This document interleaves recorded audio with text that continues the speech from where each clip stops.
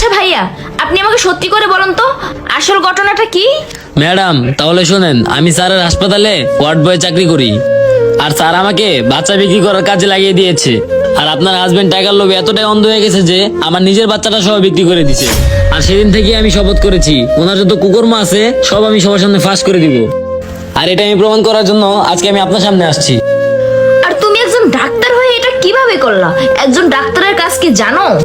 একটা সন্তানকে তার মায়ের কোলে ভালোভাবে ফিরিয়ে দেওয়া, একটা সন্তানকে মায়ের কোল থেকে কেড়ে নেওয়া না। তোমার জন্য এই সাধারণ মানুষটা বড় একটা অন্যায় করার সুযোগ পাইছে। তোমার শাস্তি হওয়া উচিত। আর হ্যাঁ, আপনি যে সাহসিকতার প্রমাণ দিয়েছেন এজন্য হয়তো অনেক বাচ্চার জীবন বেঁচে যাবে। আপনার চিন্তা করার কোনো কারণ নাই, আমি কমিশনার অফিসে চাকরি করি। আর হ্যাঁ শুনেন, ওর শাস্তির জন্য যা যা করতে হয় আমি সবকিছুই করব, তাও আবার খুব তাড়াতাড়ি। আর শোনো, তোমার সাথে আর সংসার করা আমার একদিনও সম্ভব না।